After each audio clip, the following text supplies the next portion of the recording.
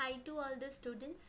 So, I'm back again today with the continuation of topic regarding bonsai.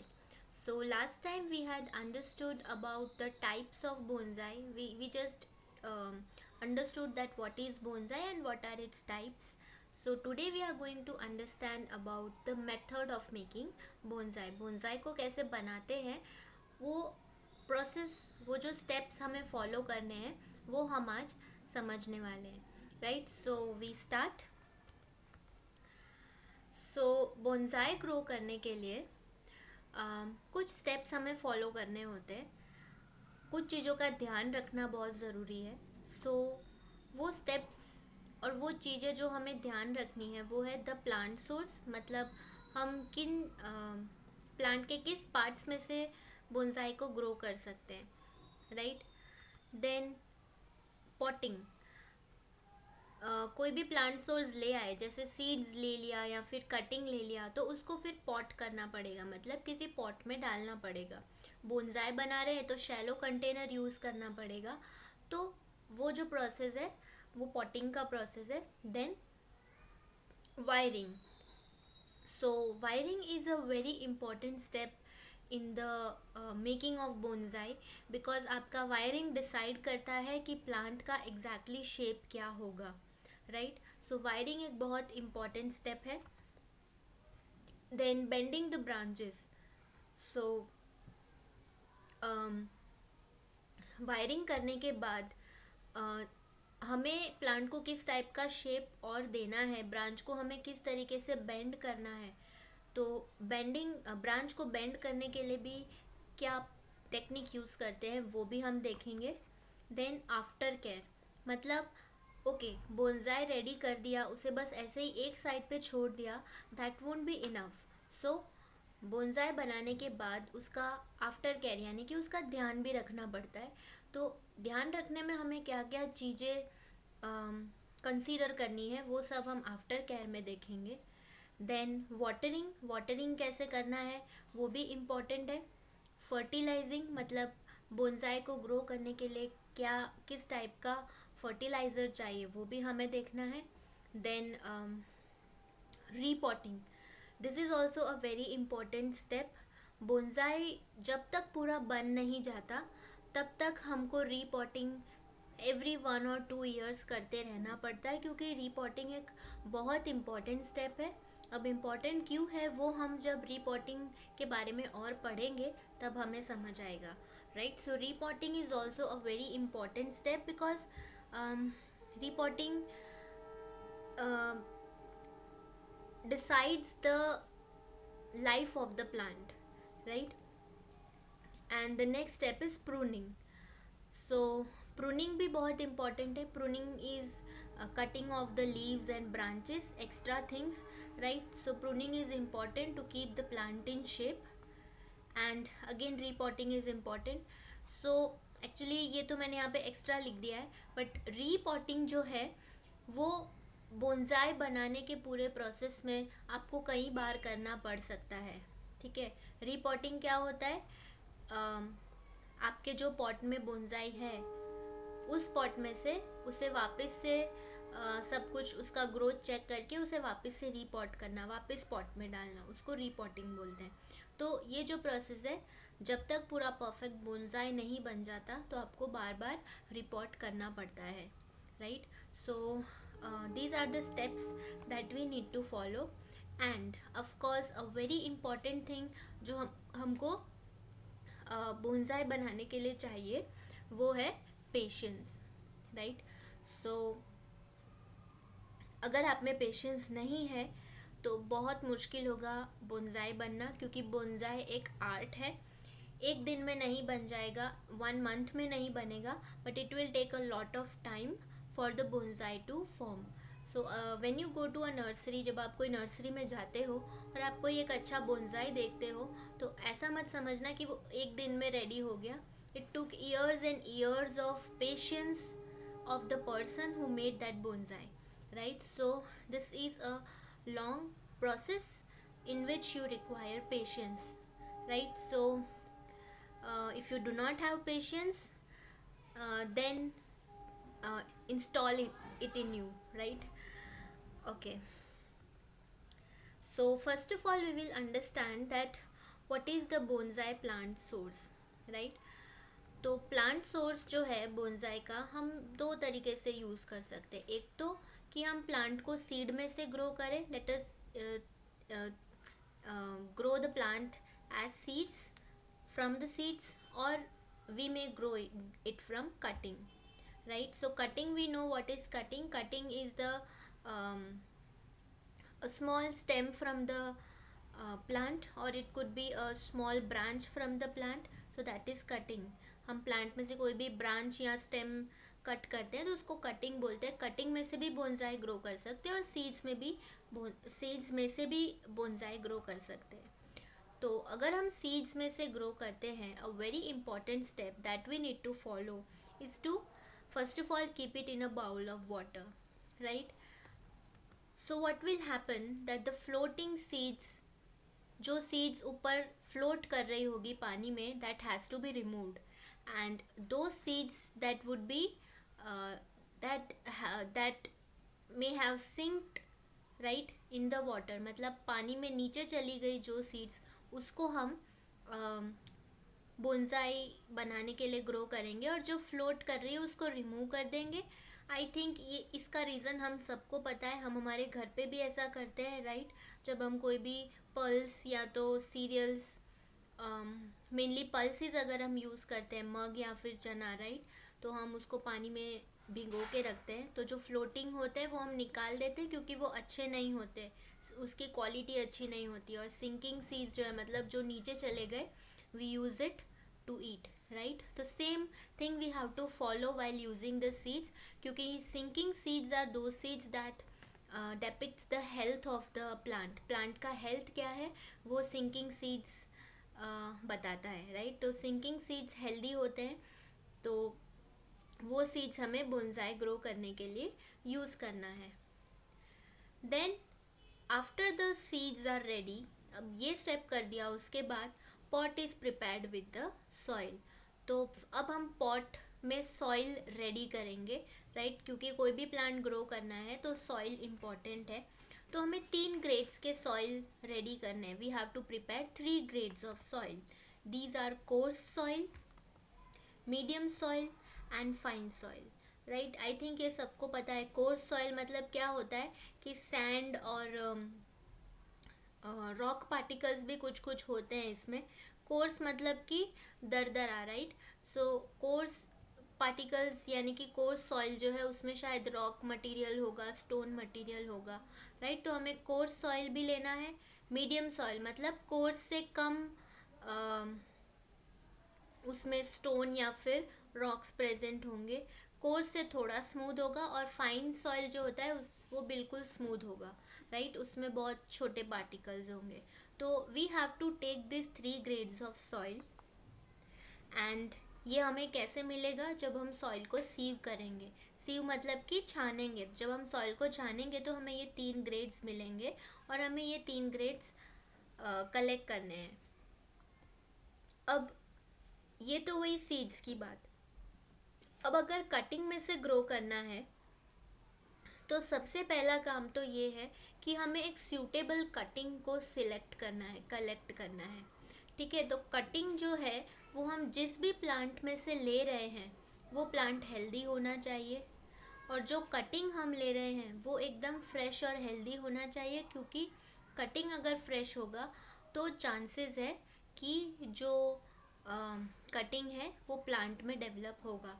पर अगर cutting ही unhealthy होगा तो plant उसमें से ग्रो नहीं होगा, क्योंकि एक कटिंग में रूटिंग आना ज़रूरी है। अगर रूट नहीं होगा, नीचे नहीं आएगा अगर रूट, तो प्लांट ग्रो नहीं होगा। तो कटिंग्स जो है यूजुअली डेसिडियस ट्री या तो फिर कॉनिफर्स के लिए यूज़ करते हैं।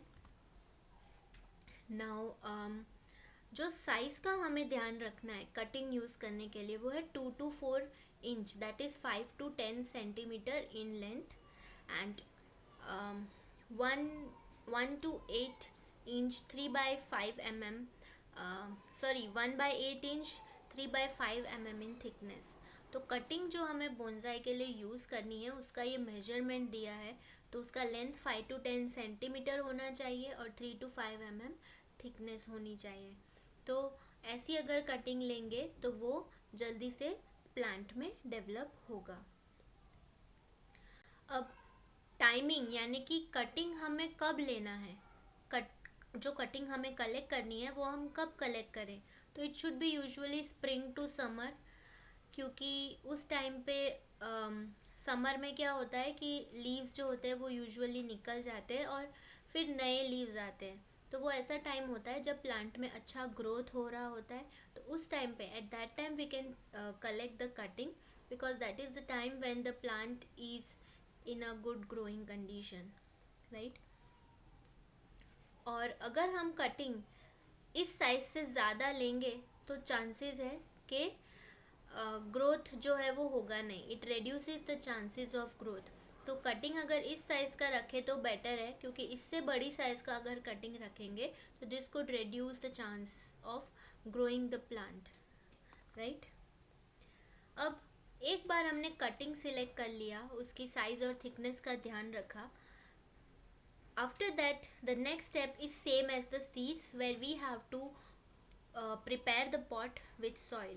तो पॉट को प्रिपेयर करना है जिसमें हमें सॉइल डालने हैं। सिमिलरली ये 3 ग्रेड्स के सॉइल हमें डालने हैं, राइट। तो अभी नेक्स्ट स्लाइड में हम देखेंगे कि हमें कैसे तीनों ग्रेड के सॉइल अरेंज करने हैं। सो कटिंग्स में से प्लांट ग्रो करना इजी होता है, बट पेशेंस की ज़रूरत होती है, क्योंकि कटिंग में से एक दिन में प्लांट नहीं आ जाएगा, रूटिंग होने में टाइम लगता है। तो again we need patience. And cutting से एक बार आप प्लांट ग्रो करते हो, उसके बाद प्रूनिंग जो हमें करना है वो हम तभी कर सकते हैं जब कटिंग जो है पूरा अच्छे से एक प्लांट बन जाए, ठीक है। तो आप ऐसा नहीं सोच सकते कि कटिंग में एक पत्ता आ गया है तो अब मैं उसमें प्रूनिंग स्टार्ट कर दूँ, that can not happen, right. So pruning जब हम कटिंग में से ग्रो करते हैं कोई भी प्लांट, तो उसमें प्रूनिंग हम तभी कर सकते हैं जब वो पूरा प्लांट अच्छे से ग्रो हो जाए। और सेम चीज़ सीड्स में से भी अप्लाई होती है, राइट, क्योंकि सीड में से प्लांट आ गया, उसको हम डायरेक्टली बोनसाई बनाना स्टार्ट नहीं कर सकते, the plant has to grow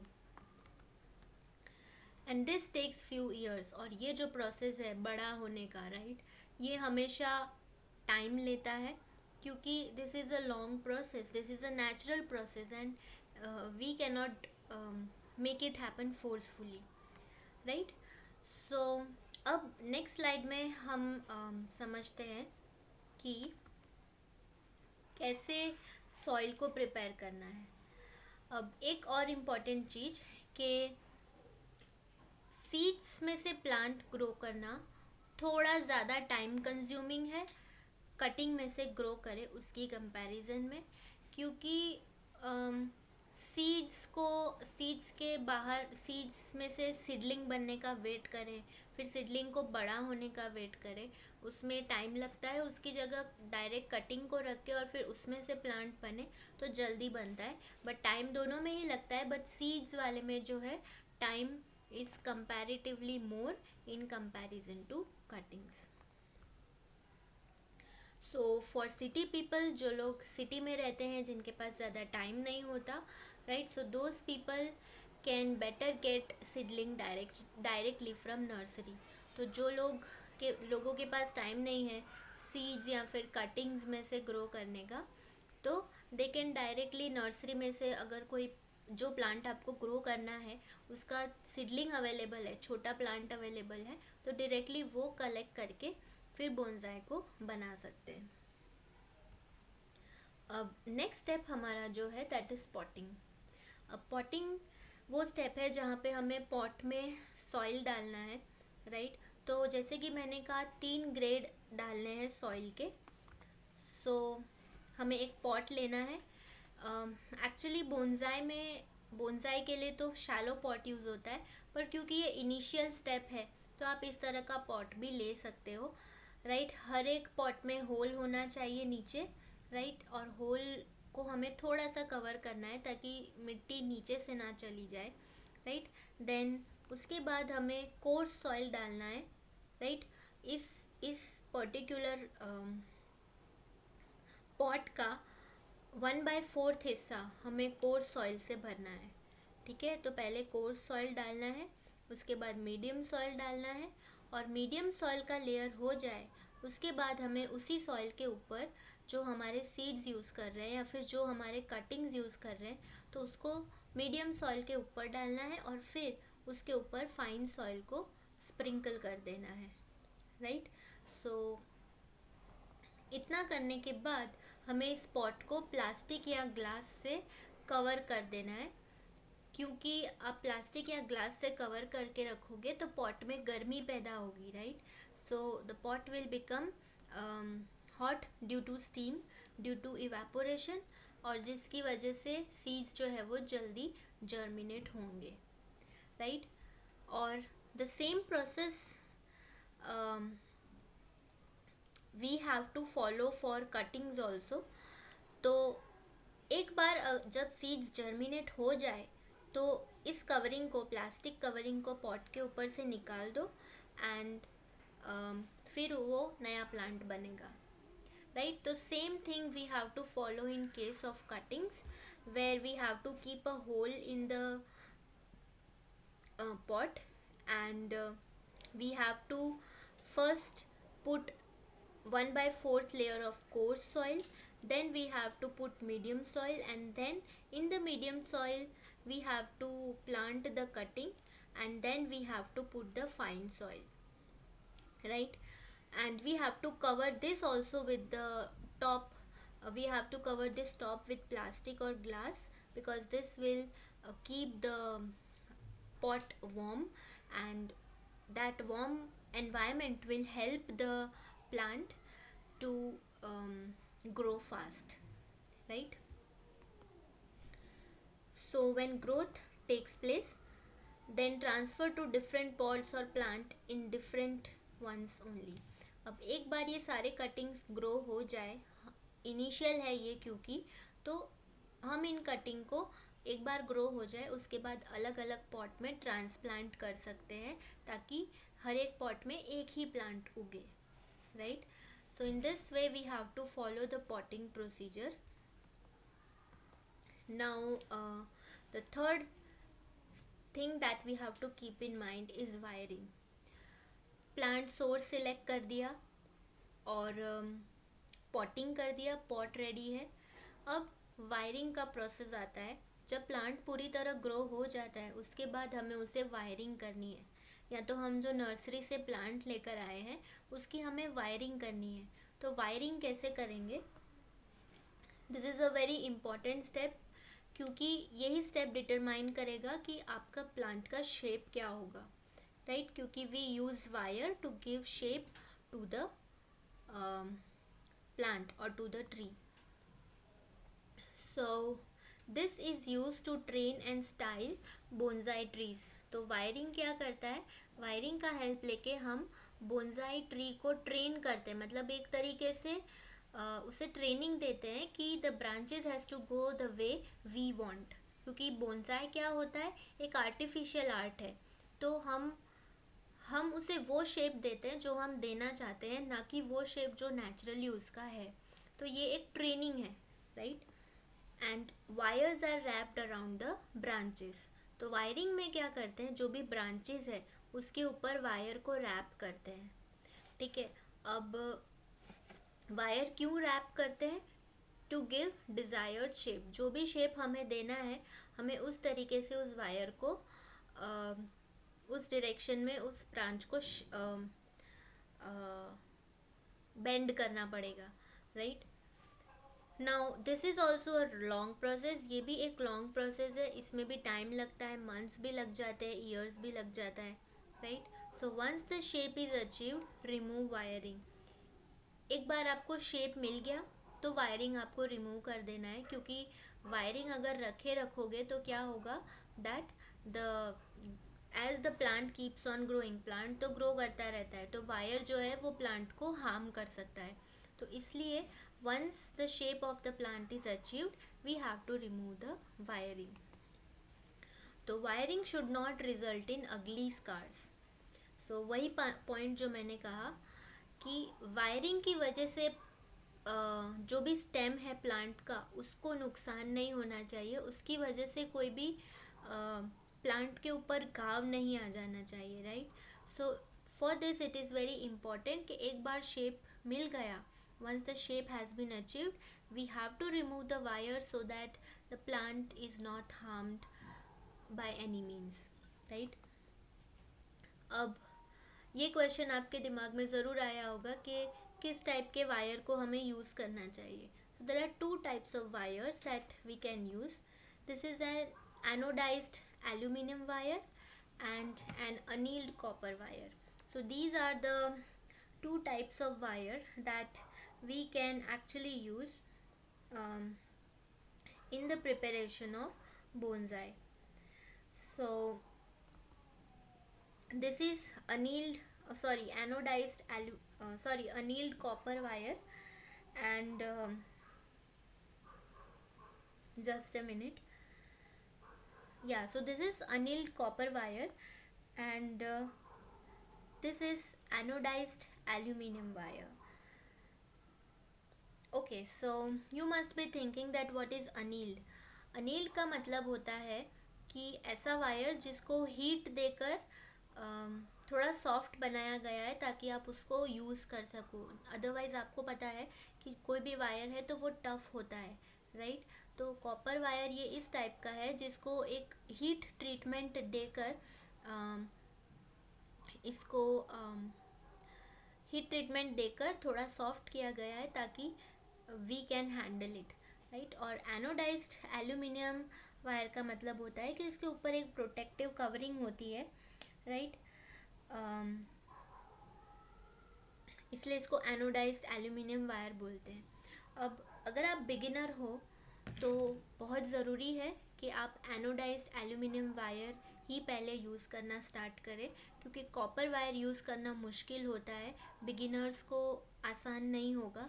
तो एल्यूमिनियम वायर जो है वो इजीली बेंड हो जाता है, इजीली मुड़ जाता है, और इसीलिए it is important that we use anodized aluminum wire as the wiring material for bonsai if you are beginners, right। तो क्योंकि आप पहले शुरुआत कर रहे हो तो आपके लिए आसान रहे उसके लिए एल्यूमिनियम वायर्स को यूज़ करना है। अब the next question you might be having कि वायर कहाँ मिलेंगे। सिंपल, मार्केट में अवेलेबल है, ऑनलाइन भी आप चेक करोगे तो भी ऐसे वायर्स इजीली मिल जाते हैं, राइट।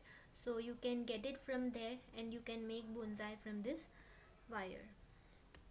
But copper wires अक्सर पाइन्स और कॉनिफर्स जो होते हैं, जो हिमालयन एरियाज़ में जो ट्री ग्रो होते हैं, उनके लिए पाइन्स या उनके लिए कॉपर वायर यूज़ होता है।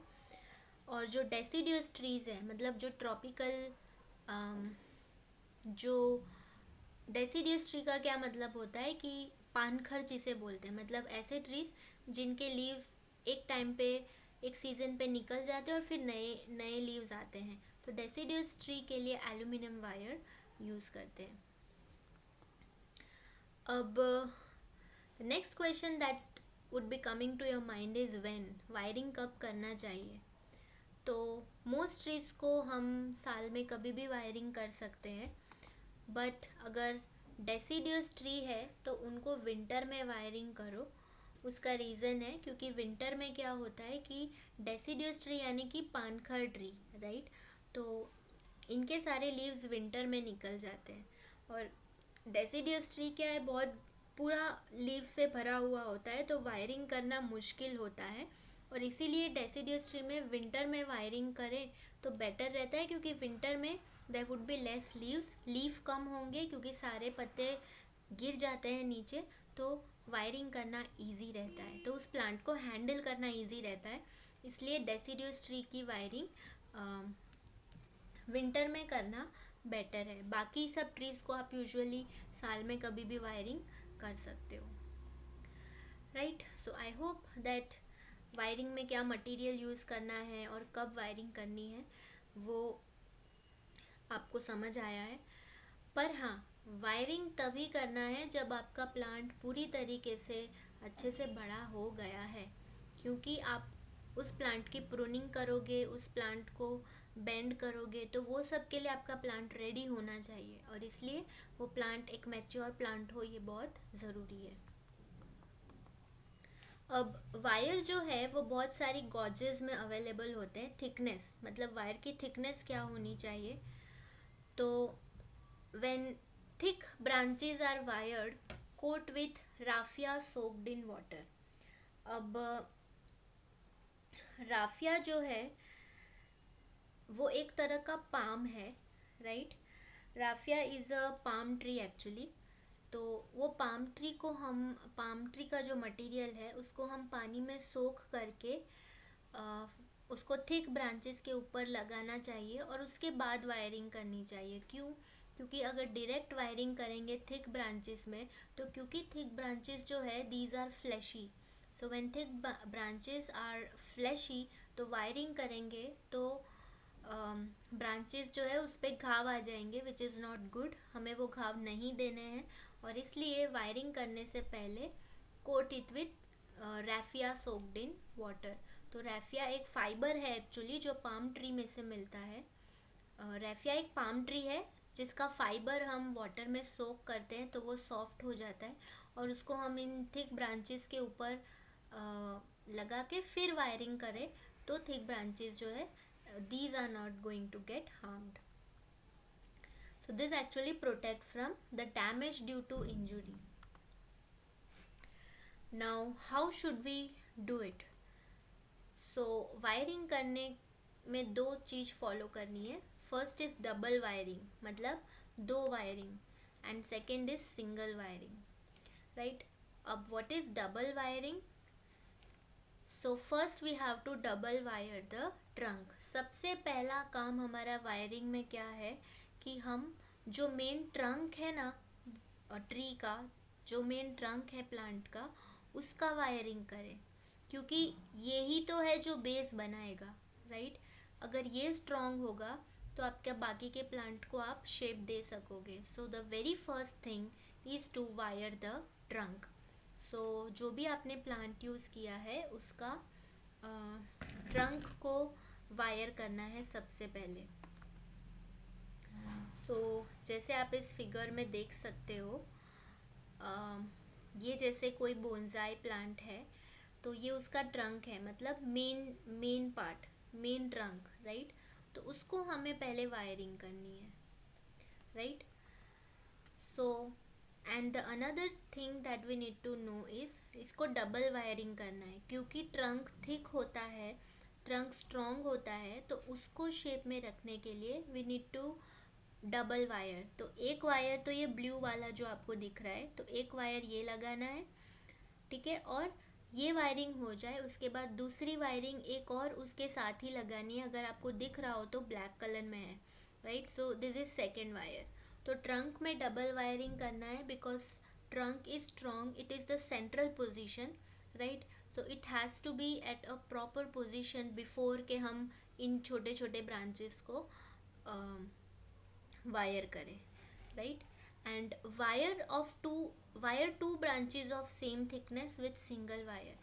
और दो ब्रांचेस जैसे कि ये दो ब्रांच है, तो ये दोनों ब्रांच सेम थिकनेस के हो अगर, राइट, तो उसको हमें सिंगल वायर से ही वायरिंग करनी है, राइट। तो यहाँ पे जो आपका वायर है उसको बीच में यहाँ पे लगा दो और फिर दोनों तरफ एक ही वायर से वायरिंग करो, राइट, अगर दो ब्रांचेस सेम थिकनेस के है तो।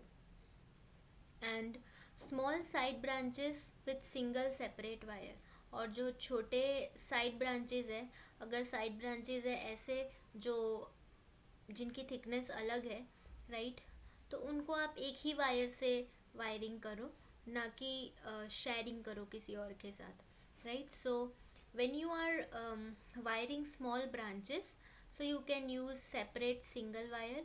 When you are wiring the trunk, you have to take two wires, right. And so actually single wiring मतलब क्या है? Single wiring मतलब ऐसी ब्रांचेस जो साइड ब्रांचेस है, जो सिंगल है, जो किसी के थिकनेस के साथ मैच नहीं हो रहे हैं, उनको हम सिंगल वायर ही लगाते हैं, right. So that is called single wiring and double wiring is for trunk. ठीक है, तो इस तरीके से दो तरह से हमें वायरिंग करनी है. Over crossing is to be avoided. Over crossing मतलब कि आपका ये जैसे एक वायर है, ये इस वाले को क्रॉस कर रहा है, इसके ऊपर से जा रहा है. दिस शुड नॉट हैपन, क्योंकि इससे प्लांट का नुकसान होगा, क्योंकि इस वायर का प्रेशर ये वाली वायर के ऊपर जाएगा और बहुत पॉसिबिलिटी है कि प्लांट का जो सैप है उसको नुकसान पहुंचेगा. अब वायरिंग में कॉमन मिस्टेक्स अक्सर बोनसाई बनाते वक्त क्या करते हैं. These are the common mistakes while wiring. अब यहाँ पे आपकी अंडरस्टैंडिंग के लिए ये जो ब्राउन चीज़ है वो स्टेम है और ब्लू जो है वो वायर है. ठीक है, सिमिलरली यहाँ पे ब्राउन जो है वो स्टेम है और ब्लू जो है वो वायर है. तो पहला जो ए फिगर आप देख रहे हो उसमें आपको दिख रहा होगा कि जो वायर है वो हमने डायरेक्ट राउंड में रैप कर दिया and this is too tight. ये प्लांट को बहुत टाइट है. तो अगर वायरिंग प्लांट को बहुत टाइट होगा तो प्लांट का जो बार्क है, जो अंदर जाइलम फ्लोएम है, उसे नुकसान होगा और अल्टीमेटली क्योंकि उसके सैप को नुकसान होगा, so by this the plant is going to die. So this is wrong. The second, the B type is where this is too loose.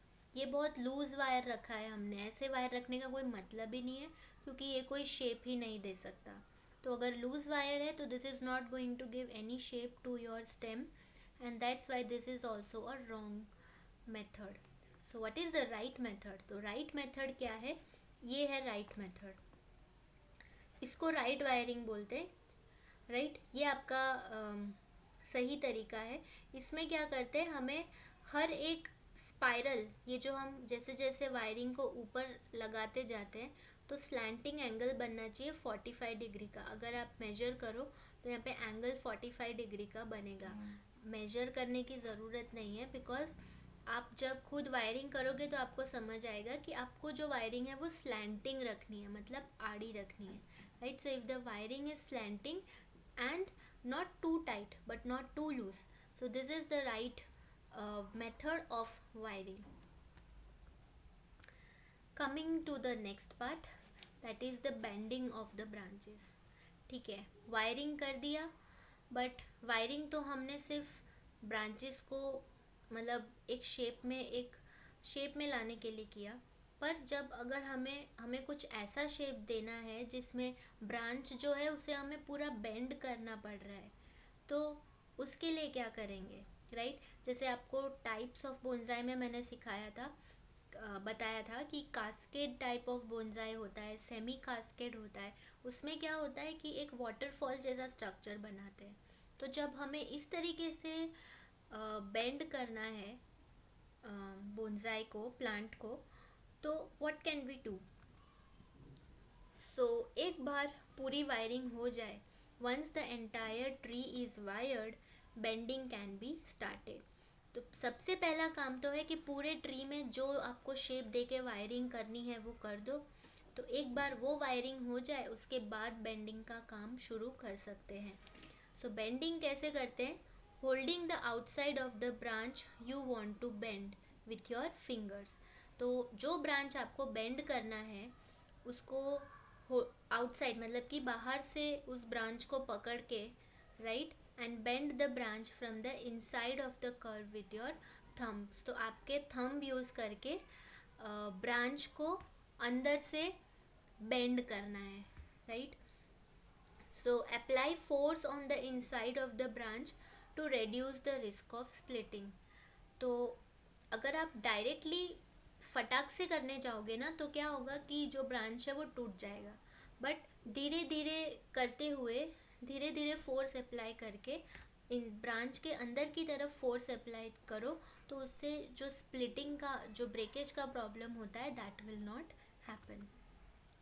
So when the branch is bent at proper position, refrain from moving it.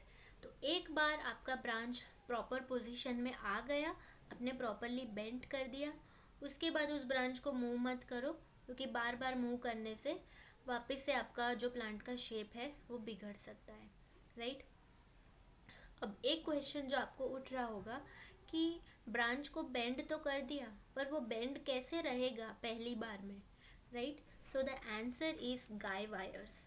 अब यहाँ पे हम एक wire use करते हैं जिसको बोलते हैं गाय वायर्स। गाय वायर्स जो है वो भी कॉपर वायर और एल्यूमिनियम वायर ही होता है, बट इनको गाय वायर्स इसलिए बोलते हैं क्योंकि ये टेंशन केबल होता है, मतलब प्लांट को थोड़ा टेंशन देता है and also it adds stability, right. तो गाय वायर्स क्या होता है वो आप इस फिगर से समझ सकते हो। देखो, आप अगर ध्यान से देखो तो ये ट्रंक है, राइट।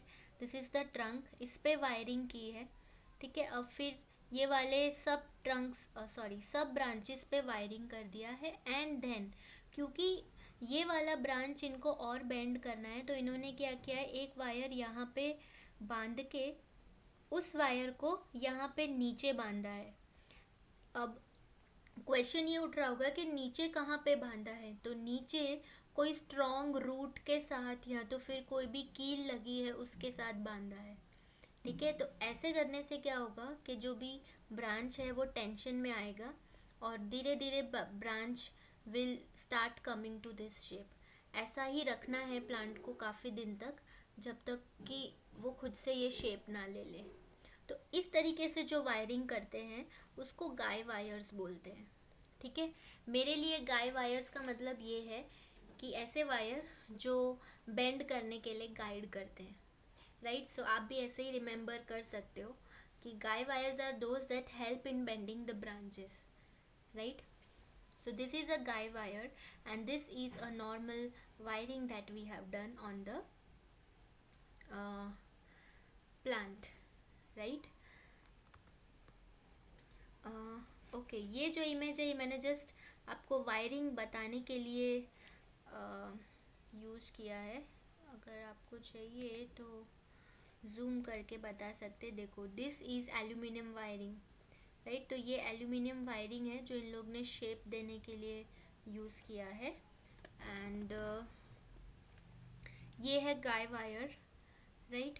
तो गाय वायर जो है वो नीचे कहीं पे बांधा हुआ है जिसकी वजह से प्लांट जो है वो बेंड होने लगता है, right. So this is about bending the branches. yeah, okay. So now we move towards the next point, that is watering. अब वाटरिंग, अब आपको ऐसे लगेगा वाटरिंग में क्या खास है, वाटरिंग तो हम कोई भी प्लांट को करते हैं, राइट। बट कोई भी प्लांट को वाटरिंग करो, it has to be in a proper way, क्योंकि over watering is to be avoided, right.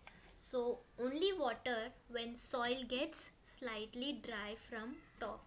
Watering तभी करना है जब आपको ऊपर से दिख रहा है कि पॉट में सॉइल जो है it has dried. Water only then, and never water on routine. कोई ज़रूरत नहीं है रोज़ वाटरिंग करने की। क्योंकि प्लांट के पास ऑलरेडी उतना पानी है जितना उसे चाहिए। तो जब ऊपर का लेयर ड्राई हो गया उसका मतलब कि प्लांट ने पानी यूज़ कर लिया है और अब वो खुद बोल रहा है कि मुझे पानी दो, राइट। तो that is the right time, जब आपको प्लांट खुद साइन दे रहा है कि मुझे पानी डालो, राइट। तो तब पानी डालना है और तब अच्छे से पानी डाल दो एक बार, ताकि वो अगले काफ़ी 4-5 दिन तक चले, right. And know your tree, ये बहुत इम्पॉर्टेंट है कि आप अपने ट्री के बारे में जानो। जो भी प्लांट आपने यूज़ किया है उसकी रिक्वायरमेंट क्या है, उस प्लांट को कितना पानी चाहिए, ये आप रोज़ उस ट्री का ध्यान रखोगे, या तो अगर आप ऑनलाइन देखोगे उस ट्री के बारे में तो आपको आइडिया मिलेगा कि उस ट्री की वाटर रिक्वायरमेंट क्या है। तो वो पहले जान लो और फिर वाटरिंग करो, तो आपको आइडिया लग जाएगा कि आपको वाटरिंग कब करनी है। Then use the right soil mixture. अब ये भी एक बहुत इम्पॉर्टेंट चीज़ है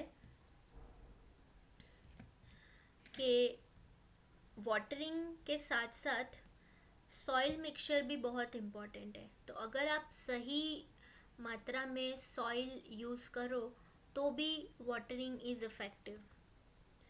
सो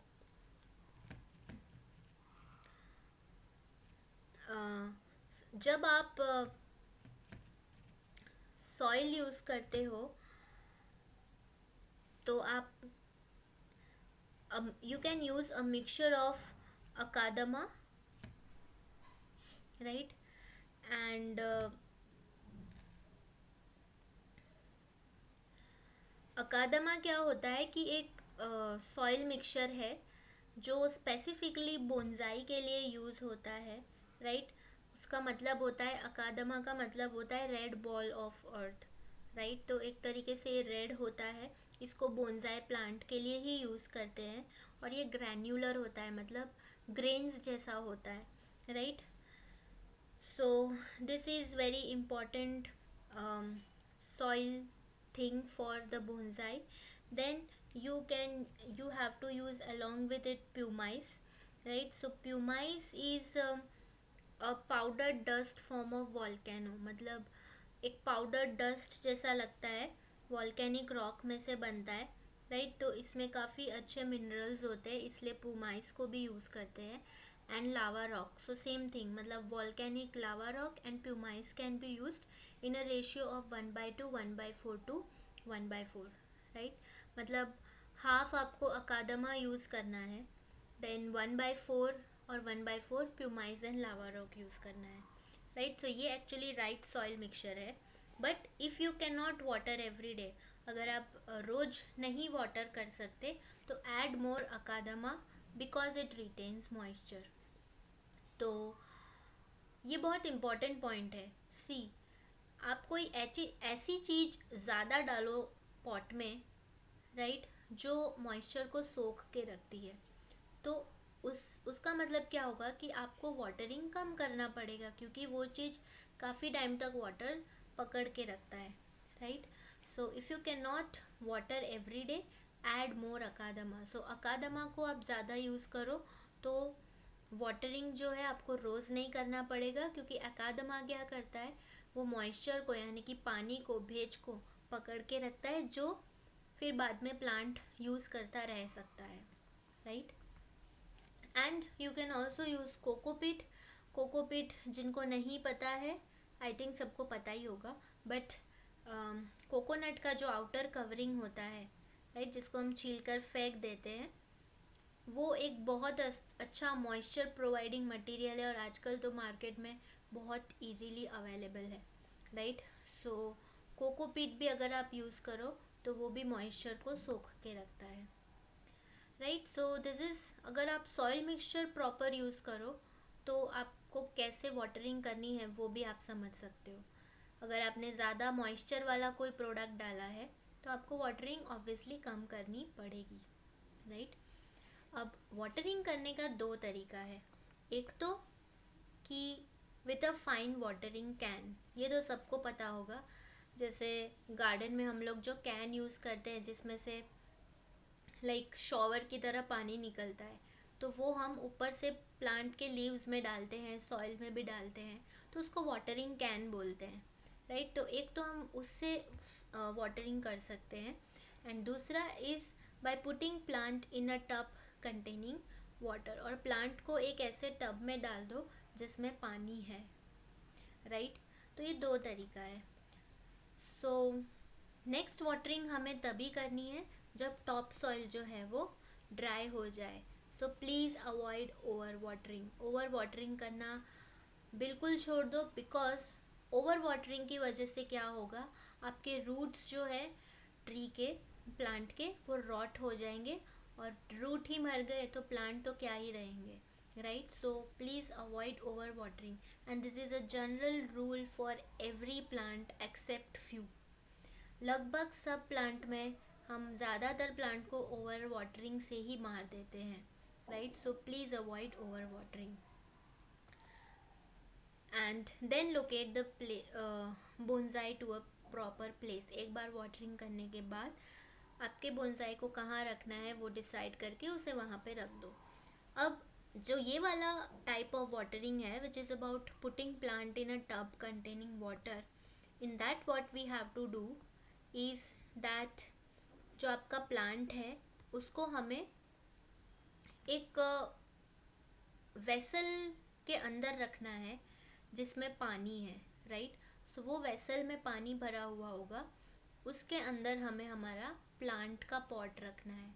तो क्या होगा कि जो हमारे पॉट में होल है उस होल में से वाटर धीरे धीरे नीचे से ऊपर की तरफ जाएगा. तो water will seep in slowly from down to up, right, and ultimately it will reach the top of the pot. तो धीरे धीरे पॉट के होल से स्टार्ट होके ऊपर जब तक ट्रैवल करेगा वहाँ तक जब तक टॉप सॉइल जो है वो वेट हो जाए. उसका मतलब ये कि हमने हमारा पॉट पूरी तरह वाटर कर दिया है. And at that time we can remove the pot from the tub. उस वक्त हम पॉट को टब में से निकाल सकते हैं. तो जैसे आप देख रहे हो ये एक बोनसाई है, इसको एक ट्रे में रखा है. इस ट्रे में पानी है और ये पॉट है. पॉट में होल है. पानी जो है वो होल में से ट्रैवल करेगा ऊपर की तरफ, राइट. एंड ऊपर का सॉइल जब पूरा वेट हो जाएगा तब हमें इस ट्रे को निकाल देना है. इसका मतलब कि हमने पूरी वाटरिंग कर दी है, right. So these are the 2 ways of watering. And बस यही चीज़ें हैं जो ध्यान रखनी है. रोज़ वाटरिंग मत करो, जब टॉप सॉइल ड्राई हो तब वाटरिंग करो. और वाटरिंग या तो ट्रे में कर सकते हैं या तो वाटरिंग कैन से कर सकते हैं. और सॉइल मिक्सचर प्रॉपर यूज़ करो, राइट. मॉइस्चर वाला कंटेंट ज़्यादा यूज़ करोगे तो वाटर कम करना पड़ेगा, right. So now we move towards the next step, that is about fertilising. तो फर्टिलाइजिंग कैसे करते हैं? तो किसी भी फर्टिलाइज़र में 3 बेसिक कंपोनेंट्स होते हैं. वो क्या होता है? Nitrogen, phosphorus and potassium, NPK. ये 3 चीज़ फर्टिलाइजिंग का काम करती है, राइट. सो नाइट्रोजन क्या करता है? It increases growth of leaves. Nitrogen का क्या काम है कि वो पत्तियाँ बढ़ाने का काम करता है. फॉस्फोरस क्या करता है? It increases healthy root growth and for flowering. Healthy आपका जो रूट्स है उसको हेल्दी रखना है और फ्लावरिंग भी चाहिए तो फॉस्फोरस यूज करते हैं. And potassium is use for flowering and fruiting. Flowering और फ्रूटिंग के लिए हमेशा पोटेशियम को यूज़ करते हैं, ठीक है. तो ये इन तीनों का फंक्शन है. सो फर्टिलाइजिंग कब करना है? We have to do it during the growing season. मतलब जब प्लांट का सही ग्रोइंग सीजन होता है, मतलब ऐसा टाइम जब प्लांट फुल फ्लेज में ग्रो होता है, तब हमें फर्टिलाइजिंग करनी है. क्योंकि वो ग्रो हो रहा है उसका मतलब वो न्यूट्रिएंट्स यूज़ करता जा रहा है, तो उसका न्यूट्रिएंट्स डिप्लीट नहीं होना चाहिए. The nutrient should not gate depleted and for that reason eight that time हमें फर्टिलाइज़र प्रोवाइड करना है. Next, so high nitrogen content is recommended for spring season, right. उसमें हमें क्या NPK वैल्यू रखनी है? जो NPK वैल्यू हमें रखनी है वो 12:6:6. मतलब नाइट्रोजन कंटेंट 12, फॉस्फोरस कंटेंट 6 और K यानी कि पोटेशियम कंटेंट 6 रखना है. तो स्प्रिंग सीजन में हमें जो नाइट्रोजन कंटेंट है वो ज़्यादा रखना है. क्योंकि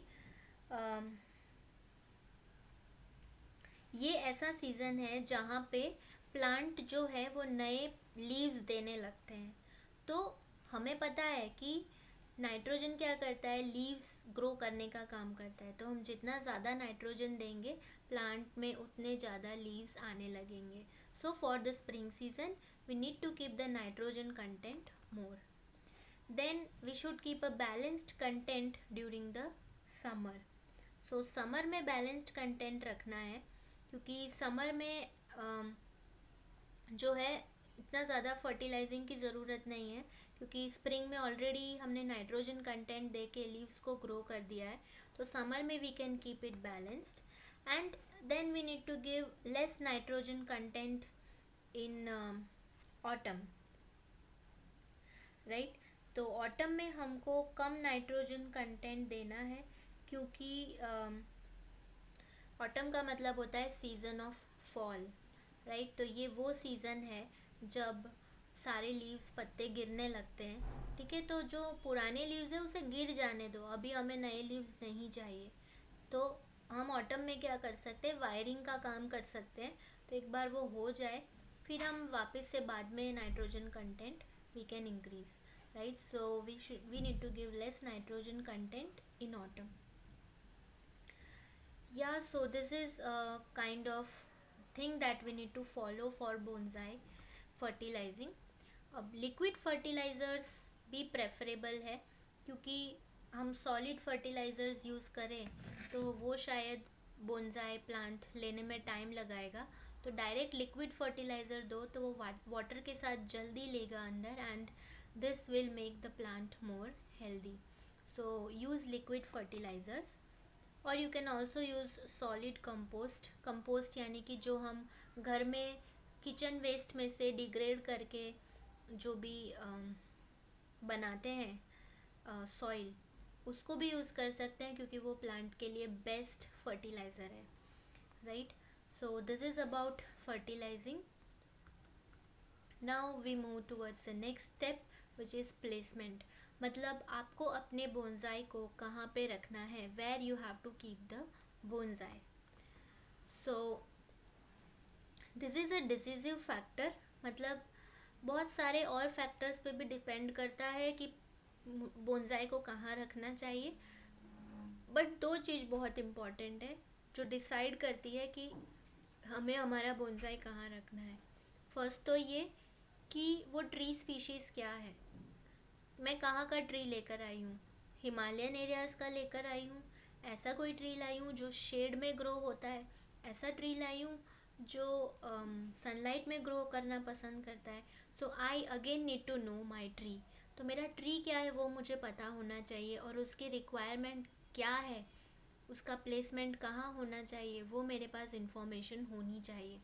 तो उसी से डिसाइड हो जाता है कि ट्री को कहाँ पे रखना है. और दूसरा कि वो इंडोर प्लांट है कि आउटडोर प्लांट है, मतलब रूम में रहता है कि फिर बाहर का फुल सनलाइट चाहिए, सब कुछ आउटडोर एनवायरनमेंट चाहिए. तो एक ये भी डिसाइड हो जाता है, राइट. अब इंडोर बोनसाई जो है, मतलब ऐसी बोनसाई जो हम हमारे घर के अंदर रख सकते हैं, in the room, right. So this should be near south facing window. तो ऐसी बोनसाई को साउथ फेसिंग विंडो के पास रखना चाहिए, क्योंकि वहाँ से काफ़ी सारी अच्छी लाइट आती है, जो बहुत इम्पॉर्टेंट है, क्रूशियल है. भले ही इंडोर प्लांट है तो भी ग्रो करने के लिए कुछ देर का sunlight is always important. And light intensity matters. Indoor bonsai हो तो लाइट इंटेंसिटी बहुत मैटर करती है, क्योंकि एक छोटा सा डेविएशन भी होगा अगर उस इंटेंसिटी में, तो द प्लांट कैन डाई.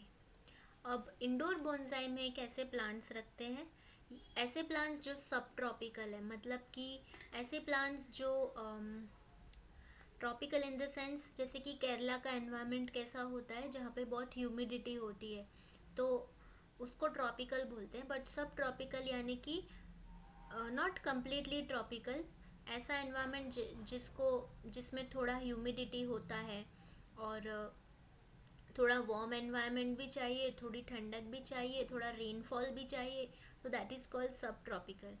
तो जो प्लांट्स हम इंडोर बोनसाई में यूज़ करते हैं वो यूजुअली सब ट्रॉपिकल होते हैं, which means they need high humidity and they also need sometimes warm environment. So we can provide a humidity tray to such plants. तो हम इन plants को humidity tray दे सकते हैं, right. अब अगर आपका outdoor bonsai है तो we need to place it in bright sunlight. Obviously outdoor plant है, मतलब कि उसे खूब सारी लाइट चाहिए, तो उसे डायरेक्ट सनलाइट में रखो, ब्राइट सनलाइट में रखो. पर अगर आप जहाँ पे रहते हो वहाँ पे समर्स हॉट है तो प्रोवाइड आफ्टरनून शेड. तो अगर आप दोपहर को एक शेडी एरिया दो तो एक अच्छा इन्वायरमेंट बन सकता है आउटडोर बोनसाई के लिए। बट आफ्टरनून शेड देने का मतलब ये नहीं है that we have to keep on moving the pot को मूव नहीं करते रहना है। आफ्टरनून शेड का मतलब है कि आप अपने प्लांट के ऊपर कुछ शेड का क्रिएशन कर दो, कुछ कुछ क्लॉथ को टेंट की तरह लगा दो, कुछ भी, ताकि उसे आफ्टरनून में शेड मिल सके। Coming to the next step which is after care. After care बहुत इम्पॉर्टेंट है क्योंकि बोनसाई तो बना दिया, ठीक है, उसे एक जगह पर रख दिया, बट उसका ध्यान नहीं रखा तो वो बोनसाई नहीं बनने वाला, ठीक है। So it is very important to take care of the bonsai. तो नया प्लांट है तो पहले शेड में रखो, पर अगर आउटडोर प्लांट है तो उसे हम बाहर भी रख सकते हैं, बट इनिशियल स्टेजेस में जब तक कि कुछ पत्ते आने लगे तो हम शेड में रख सकते हैं। देन फर्टिलाइज नॉर्मली फर्टिलाइज करो, बहुत ज़्यादा फर्टिलाइज करने की ज़रूरत नहीं है। Keep an I during growing season and avoid damage. बहुत इम्पॉर्टेंट है कि जब ग्रोइंग सीजन हो, यानी कि जब प्लांट बहुत अच्छे से ग्रो होता है, उसका सीज़न ग्रोथ का है, अच्छे पत्ते आने लगते हैं, उसके स्टेम थिक होने लगते हैं, तो वो उसका ग्रोइंग सीज़न होता है।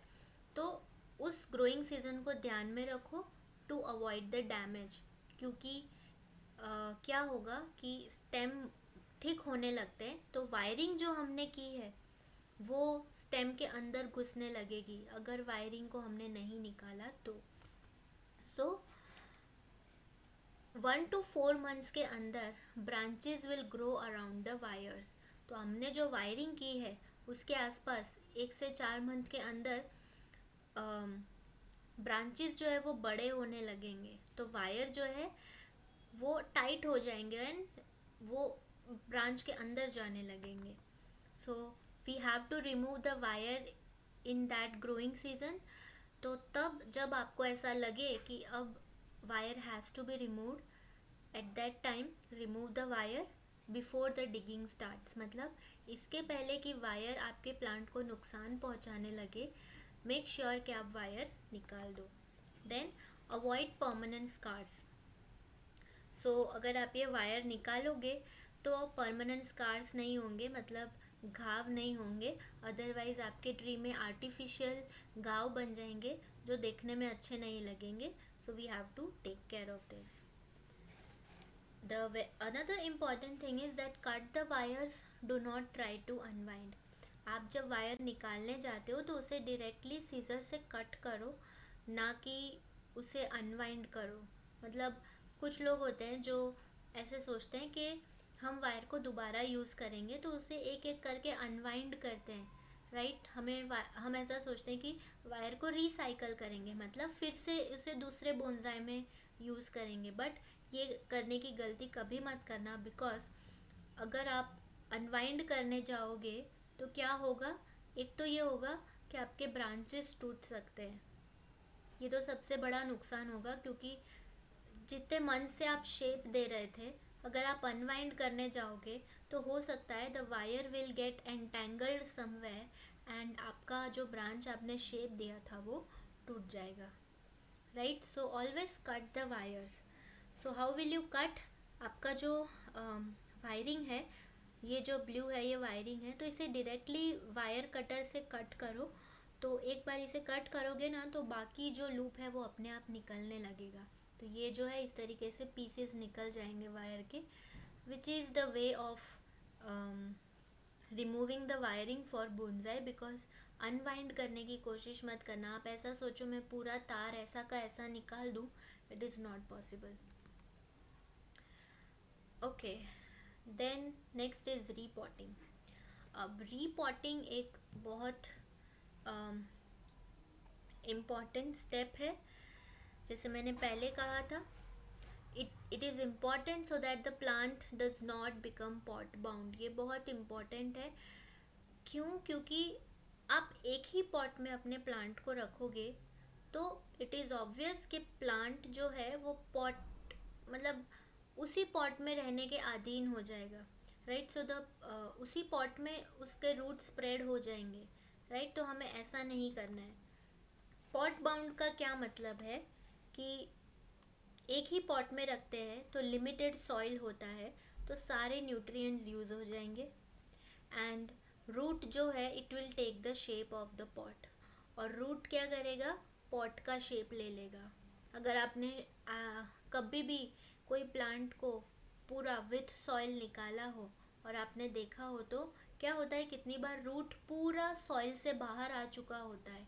उसका मतलब कि रूट काफ़ी ग्रो हो चुके हैं और अब उसे और न्यूट्रिएंट्स चाहिए, इसलिए वो बाहर तक आ गए, राइट। तो हमें ये सिचुएशन नहीं आने देनी है, तो हम इसको बोलते हैं पॉट बाउंड। तो ऐसा अगर होगा तो उसे स्पेस नहीं मिलेगा और अल्टीमेटली जो प्लांट है वो मर जाएगा। तो हमें इस सिचुएशन से अपने प्लांट को बचाना है और इसलिए रीपॉटिंग बहुत ज़रूरी है, ठीक है। So the pot that we have to use has to be ceramic और पोर्सलिन। अब बोनसाई के लिए यूजुअली सिरामिक या पोर्सलिन पॉट यूज़ करते हैं, क्योंकि ये क्या है, लीचिंग नहीं होता है इसमें, मतलब कि ये केमिकल्स नहीं छोड़ते और पानी को सोखते भी नहीं है, तो प्लांट के लिए ये बहुत इम्पॉर्टेंट है और ये देखने में भी काफ़ी अच्छे होते हैं। देन हाउ ऑफन रिपोर्टिंग, मतलब रिपोर्टिंग हमें कितनी बार करना चाहिए। So this depends on the size of the pot. Depend करता है कि आपने पॉट का साइज़ क्या लिया है। बहुत छोटा पॉट लिया है तो ऑब्वियसली आपको रिपोर्टिंग फिर से करनी पड़ेगी, क्योंकि जितना छोटा पॉट होगा रूट उतनी जल्दी स्प्रेड हो जाएंगे and this is going to harm to your plant. And it also depends upon tree species. Reporting कब करना है वो ट्री स्पीशीज़ पे भी डिपेंड करती है। तो अगर फास्ट ग्रोइंग प्लांट आपने यूज़ किया है तो it has to be reported every 2 years। So if you are using fast growing plant, मतलब ऐसे प्लांट जो जल्दी से ग्रो हो जाते हैं, जल्दी से ग्रो हो गया मतलब उसके रूट्स भी जल्दी ग्रो हुए होंगे, तो it has to be reported every 2 years, मतलब हर 2 साल में एक बार रिपोर्टिंग करना ज़रूरी है, क्योंकि वो फास्ट ग्रोइंग प्लांट है तो उसके लीव्स और ब्रांचेस के साथ साथ रूट्स भी बहुत लंबे हो गए होंगे और पॉट के कॉर्नर्स पे आ गए होंगे, राइट, सॉइल से बाहर आ गए होंगे। एंड अगर ओल्ड एंड मैच्योर ट्रीज़ है तो उसको you can report every 3 to 5 year। अगर ऐसा ट्री है जो ऑलरेडी बड़ा हो चुका है, मतलब मैच्योर ट्री का क्या मतलब होता है, ऐसा ट्री जो अब ज़्यादा ग्रोथ नहीं करेगा, राइट। तो ज़्यादा ग्रोथ नहीं करेगा तो ट्रीज़ भी उसके रूट्स भी उसके उतने ग्रो नहीं होंगे, which means that we can report it for every 3 to 5 years, that would be enough. So हर 3 या 5 साल में एक बार रिपोर्टिंग करो ओल्ड ट्रीज़ का तो चलता है, ठीक है। पर अगर फास्ट ग्रोइंग स्पीशीज़ है तो उसे एवरी 2 years रिपोर्टिंग करना पड़ता है। सो अब रिपोर्टिंग कैसे करेंगे, वो हमें कैसे पता चलेगा कि रूट जो है वो सॉइल से बाहर आ गया है, तो वो हमें चेक करना पड़ेगा, राइट। तो चेक कैसे करेंगे, we have to remove the plant from the pot. Pot में से प्लांट को रिमूव करना है पूरा, राइट, विथ सॉइल।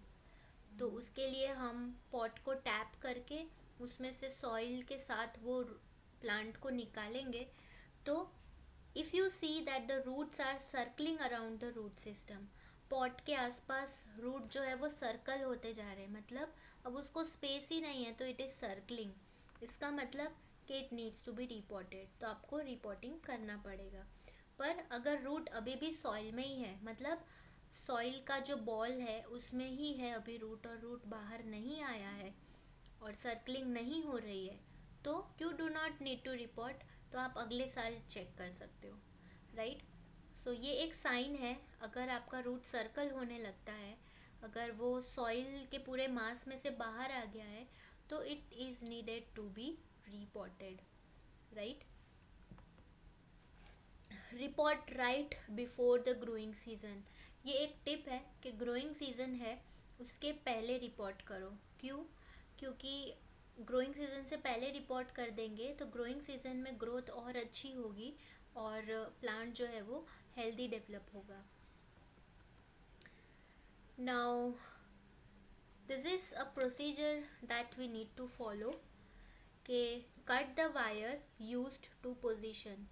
आपने बोनसाई में जो वायरिंग दी थी उसको कट करो, ठीक है। टैप द पॉट, ये बताया है आपको कि पॉट को आपको रीपॉटिंग कैसे करना है प्लांट को। तो आपने जो वायर लगाया हुआ है पोजीशन देने के लिए उसको कट करो, सारी वायरिंग निकाल दो and then tap the pot gently from side, मतलब साइड में से पॉट को टैप करो and hold the plant in one side, plant को अपने एक हाथ से एक साइड में पकड़ के रखो and turn the pot upside down, मतलब पॉट को पूरा उल्टा कर दो, right. So plant comes out with the ball of soil, तो आपका जो पूरा प्लांट है वो पूरे सॉइल के साथ पॉट में से बाहर आ जाएगा। पर अगर ऐसा एक बार में नहीं होता तो फिर से टैप करो पॉट को ज़मीन पे एंड देन 3 या 4 बार में तो वो सॉइल के साथ प्लांट बाहर आ ही जाएगा। And remove the soil from the root, तो आपका जो प्लांट का रूट है उसमें से सारे सॉइल निकाल दो एंड कट लॉन्ग रूट्स। अब ये एक बहुत इम्पॉर्टेंट पॉइंट है, जब आप रीपॉटिंग करते हो आप उस प्लांट को जब निकाल के देखोगे तो बहुत लंबे लंबे रूट्स भी होंगे, तो जो रूट्स बहुत लंबे हैं उसे कट कर दो, क्योंकि लंबे रूट का मतलब और ज़्यादा न्यूट्रिशन। तो अगर रूट्स लंबे होंगे तो ब्रांचेस भी लंबे जाएंगे। हमें ब्रांचेस बहुत लंबे नहीं करने, हमें एक छोटा सा प्लांट बनाना है। तो आप जितना रूट कट करोगे प्लांट जो है उतना लिमिट में ही ग्रो होगा। सो जो लंबे रूट्स है उसे निकाल दो एंड 1/3 जो रूट होता है वो यूजुअली कट कर देना होता है। Then put the plant in the pot, फिर वापस वो ग्रेड ऑफ सॉइल बनाओ, सॉइल डालो, प्लांट को पॉट में डालो and this is followed by wiring for shape of branches. अब फिर से वायरिंग करो एंड फिर से उसको जो शेप हमें देना था वापस से उस शेप में वायरिंग कर दो। So this is a procedure that we need to follow for repotting. इसलिए मैंने कहा था कि रीपॉटिंग एक ऐसा स्टेप है जो आपको बार बार यूज़ करना पड़ेगा, बोनसाई जब तक प्रॉपरली ना बन जाए तब तक, राइट। क्योंकि ये प्रोसेस कई बार हो सकता है जहाँ पे आपको लॉन्ग रूट्स निकालने पड़ेंगे, आपको चेक करते रहना पड़ेगा कि कहीं सर्कलिंग तो नहीं हो रहा है रूट का। सो this is a very important step. अब रीपॉटिंग, वायरिंग और प्रूनिंग, ये तीनों हमेशा साथ में होंगे। जब भी आप रिपोर्ट करोगे आप वायरिंग भी करोगे फिर से और प्रूनिंग भी करोगे, रूट का भी प्रूनिंग करोगे और ब्रांचेस का भी प्रूनिंग करोगे। सो ये तीनों इंटर रिलेटेड है। तो रीपॉटिंग का मतलब होता है कि प्रूनिंग करना और रूट को कट करना, मतलब थिनिंग करना। यहाँ पे मैंने मेंशन नहीं किया है बट जब हम रूट को कट करते हैं तो उसको थिनिंग बोलते हैं, और जब हम ब्रांचेज या तो लीव्स को कट करते हैं तो उसको प्रूनिंग बोलते हैं।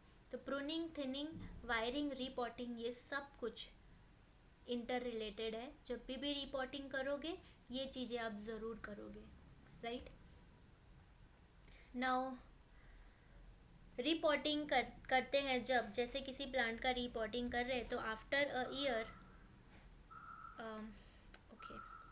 repot the plant according to shape and style of container, मतलब शेप, कंटेनर का शेप और स्टाइल क्या है उसके बेसिस पे प्लांट को रिपोर्ट करो।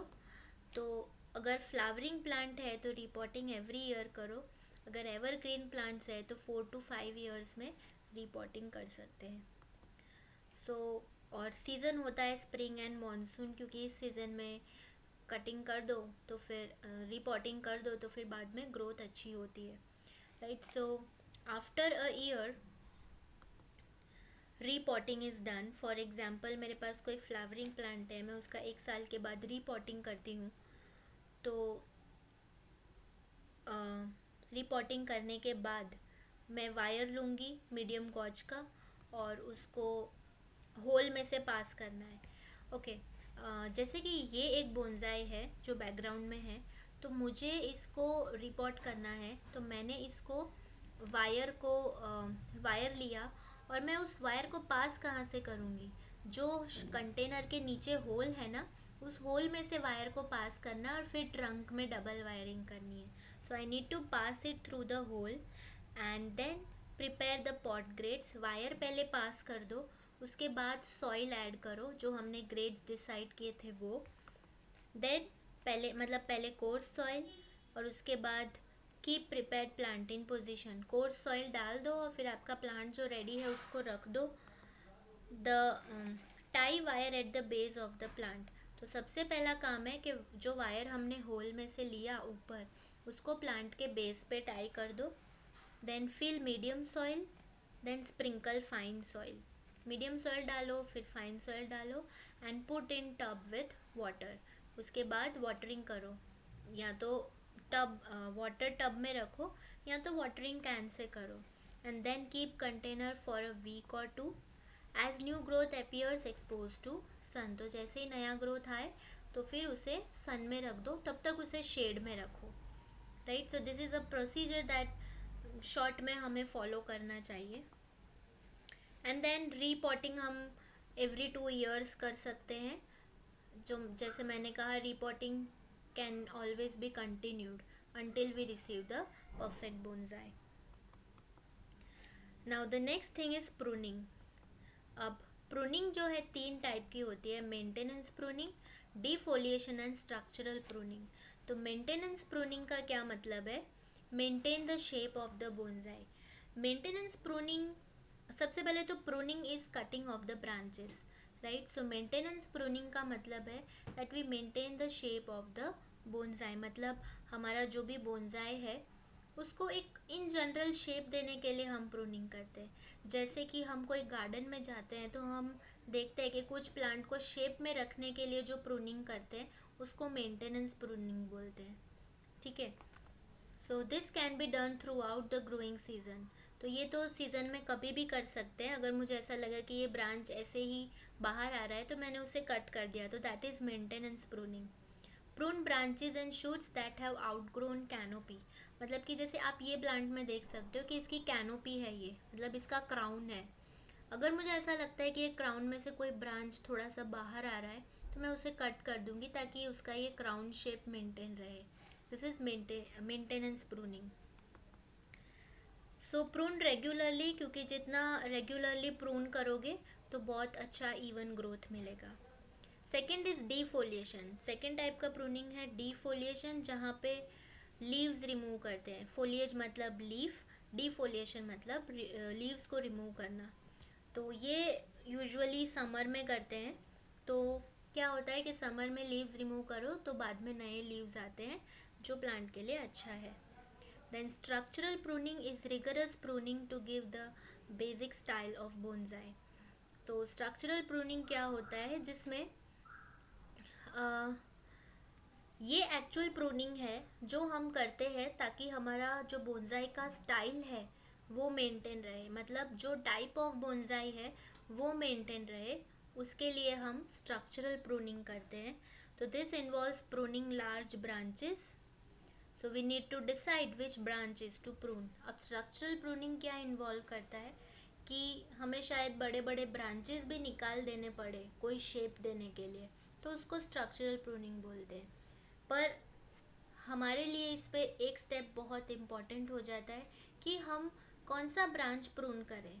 मैंने शेप तो डिसाइड कर लिया, बट मैं बहुत टाइम इसमें जाता है कि कौन सा ब्रांच कट करूं, क्योंकि अगर मैंने गलती कर दी, कोई एक ब्रांच ऐसा कट कर दिया जिससे शेप पूरा चेंज हो गया, तो वो परमानेंट हो जाएगा shape, right. So this is an irreversible action. तो ये स्ट्रक्चरल प्रूनिंग जो ये इरिवर्सिबल है, एक बार कर दिया तो ये डिसाइड कर देगा कि आपका प्लांट किस शेप, कौन सी टाइप का बोनसाई होगा। This defines how the tree looks, मतलब how the bonsai looks, what is the type of bonsai, that will be decided by the structural pruning. So best time always before and after growing season, growing season के पहले या बाद में structural pruning कर सकते हैं। अब what to prune, ये क्वेश्चन भी आपको आ रहा होगा कि मैं प्रून क्या करूं, मतलब किस टाइप के ब्रांचेस प्रून करने चाहिए। तो ये फिगर आपको समझाने के लिए कि किस टाइप के ब्रांचेस अक्सर कट करने चाहिए, तो यहाँ पे 15 टाइप्स ऑफ ब्रांचेस बताए हैं। तो first is this one, suckers. इनको सकर्स बोलते हैं। So suckers that grow from the base of the trunk, मतलब ऐसे ब्रांचेस जो सकर्स है। सकर्स का मतलब, सकर्स क्या होते हैं, अक्सर ट्री एक्स्ट्रा ब्रांचेस देंगे जिसकी ज़रूरत नहीं है। मतलब कि ऐसे ब्रांचेस जो ट्री का न्यूट्रिशन, जिसकी वजह से ट्री का न्यूट्रिशन कम हो जाएगा, ठीक है, तो उनको सकर्स बोलते हैं। प्लांट सकर्स इसलिए देते हैं अगर उनको कहीं पे इंजरी हुई हो, तो उस इंजरी में, इंजर्ड पार्ट में से भी कभी कभी ब्रांचेस ग्रो होने लगते हैं जिसकी ज़रूरत नहीं है, ठीक है। So these are suckers. तो ऐसे सकर प्लांट ब्रांचेस जो है उनको रिमूव करो। Second is branches blocking view on the trunk. तो ये आप देख सकते हो, ये सेकेंड ब्रांच है। तो ये ब्रांच जो है ट्रंक के बीच में आ रहा है, ऐसे ब्रांच भी नहीं चाहिए, we have to remove it. Then branches growing close to the ground.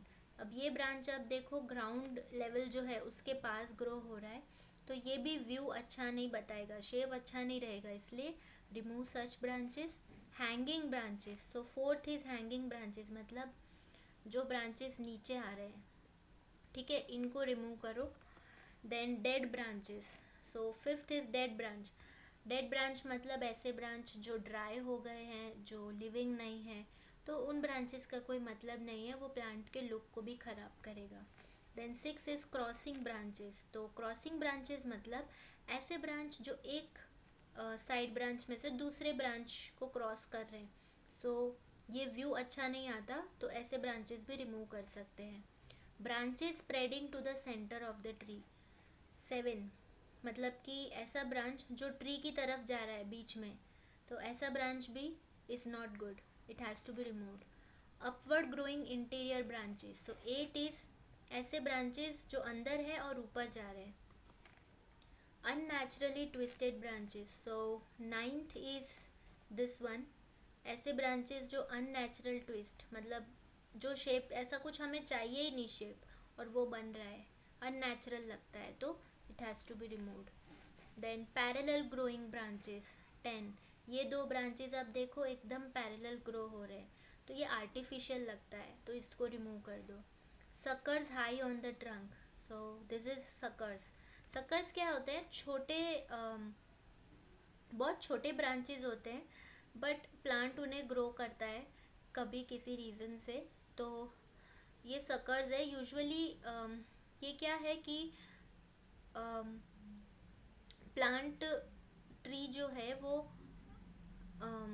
V shape में से ग्रो करता है, तो उसको सकर्स बोलते हैं। So these are high on the trunk, this has to be remove. Branches extending beyond the tree profile, मतलब ऐसी ब्रांचेस जो 12 वाली, ये जो ट्री के एक्चुअल शेप में से बाहर जा रही है, इसको रिमूव करना है। Then branches growing from the same height on the trunk, so 13, मतलब सेम हाइट, ट्रंक की सेम हाइट में से ग्रो हो रहा है, जैसे कि ये जो ब्रांच है ये दोनों की हाइट सेम है, तो it has to be removed. And branches that compete with the trunk line, so 14, यानी कि ये ट्रंक का जो लाइन है उसको कम्पीट कर रहा है, मतलब ट्रंक के लाइन पे जा रहा है, तो it has to be removed. And disproportionately thick branches at the top, मतलब बहुत थिक ब्रांचेस है तो नहीं चाहिए। ऊपर ऊपर हमेशा पतले ब्रांचेस होते हैं, बीच में थिक ब्रांचेस होते हैं, तो the disproportionately thick branches has to be removed.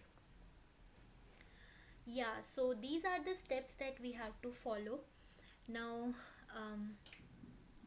some examples of plants that can be used as bonsai. तो ये एलेमेंडा प्लांट है। एलेमेंडा इज़ अ, अगर आपने देखा हो तो क्लाइंबर्स की तरह भी होता है, इसके ब्राइट येलो फ्लावर्स होते हैं। So this is allamanda bonsai. This is bougainvillea bonsai, right, bougainvillea road side पे आपने बहुत देखे होंगे। Then this is calliandra the bottle brush plant, ये बहुत बड़ा ट्री होता है, इसको बोनसाई बनाया है, राइट। देन प्यूनिका ग्रेनिटम, यानी कि आपका जो दाडम का प्लांट है, तो ये उसका बोनसाई है। देन केसिया फिस्टूला, यानी कि गरमाड़ो, गरमाड़ो बहुत बड़ा ट्री होता है, तो ये उसका एग्जाम्पल है। देन थूजा स्पीशीज़ जो विद्या प्लांट होता है, उसका है ये bonsai. Then araucaria is the Christmas tree जो होता है, तो ये उसका बोनसाई है। एंड फाइकस स्पीशीज़ यानी कि जो बैनियन ट्री वगैरह होता है, तो ये उसके बोनसाई है। तो ये सारे ही प्लांट्स बोनसाई बनाने में यूज़ होते हैं। इसके अलावा भी कुछ प्लांट्स हैं। सो आप देखकर ही बोल सकते हो कि ऐसे ही नहीं बन जाता bonsai. It takes so much time, it takes so much efforts and patience to make one single bonsai. क्योंकि जो प्लांट एक बहुत बड़ा ट्री होता है, वो इतना छोटा हम बना दें, तो that takes years of art and patience, right. So इसके पहले मैंने जो भी कौन से ब्रांचेस प्रून करने चाहिए, वो जो लिस्ट दी, वो सब वेरी करती है। मतलब कि ज़रूरी नहीं है कि आप हर प्लांट में ये 15 टाइप्स के ब्रांचेस कट करो। शायद हो सकता है कि अगर मैं हैंगिंग बोनसाई बना रही हूँ, तो मुझे हैंगिंग ब्रांचेस रिमूव करने की ज़रूरत नहीं है। So it also depends upon the type of the bonsai that you are making. So as I said, ये एक आर्ट है, टाइम लगता है बनने में, पेशेंस चाहिए, और जो स्टेप्स दिए हैं वो फॉलो करें तो बोनसाई ज़रूर बनेगा। So these are some of the coats that make the bonsai look like a tree. हमारा मेन गोल क्या होता है, हमें बोनसाई को ट्री की तरह बनाना है, ना कि ट्री को बोनसाई। हमें ऐसा नहीं करना है कि ट्री बोनसाई बन जाए, हमें बोनसाई को ट्री का शेप देना है। देन एक्चुअली नेगेटिव और पॉजिटिव दोनों चीज़ें हैं इसमें। So how would you feel, actually this is feel spelling mistake, how would you feel if someone cuts your hands और लेग्स। बहुत लोग बोनसाई के अगेंस्ट है, क्योंकि वो ऐसा बोलते हैं कि ये हम अननेचुरली आर्टिफिशियली प्लांट को फोर्स करते हैं उसके एक्चुअल शेप में से। आपको कैसा लगेगा जब आपके हाथ और पैर कोई काट दे, तो हम वही करते हैं यहाँ पे प्लांट के साथ। So some people do not agree with making a bonsai. Then, but some say that it is the art of creating nature in a confined place. तो हम अगर एक बोनसाई को ट्री जैसा बना देते हैं, तो ये एक बहुत अच्छा आर्ट है, और हम एक्चुअली क्या कर रहे हैं, नेचर को रिप्रेजेंट कर रहे हैं एक छोटे से स्पेस में। देन some say that it is forcefully taking away the seed's potential to grow into a tree. कुछ लोग ऐसा बोलते हैं कि ये तो फोर्सफुली एक काम है, राइट। हम क्या करते हैं, प्लांट का जो एक्चुअल पोटेंशियल है कि वो पूरे एक ट्री में, बड़े ट्री में ग्रो हो जाए, हम उसका वो पोटेंशियल ही छीन लेते हैं और उसको छोटा बना के रखते हैं। सो सम पीपल से like this also, but this gives us a very good lesson that fall 7 times and stand up 8। मतलब हम ट्री में से क्या लर्न कर सकते हैं।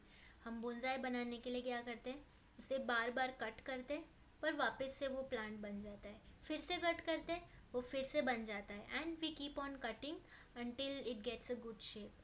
So it very clearly says that fall 7 times, भले कितनी बार भी गिरो, वापस उठ के खड़े हो जाओ, right. So and it depicts the power of nature, और यही हमें बताता है कि नेचर का पावर क्या है, राइट। हम उसे कितना भी कट करने की कोशिश करें, the plant grows back. And so I always say grow more trees, right. So it's up to you whether you want to go with bonsai making or not. Some are not in these lines, but some are really good quotes about making bonsai. So it is an art, and if you want to make, you can always make. Yeah, so that is it with this method of making bonsai. कुछ भी ऐसा है जो समझ नहीं आया, तो please मुझे पूछना। अगर आप अपने घर पे भी बोनसाई बनाने का ट्राई कर रहे हैं, तो अगर कुछ हेल्प चाहिए तो मुझे बताना। मैं एक्सपर्ट तो नहीं हूँ, बट मैं हेल्प ज़रूर कर पाऊँगी, right. So please go through this lecture, कुछ भी डाउट हो तो you can ask. Thank you.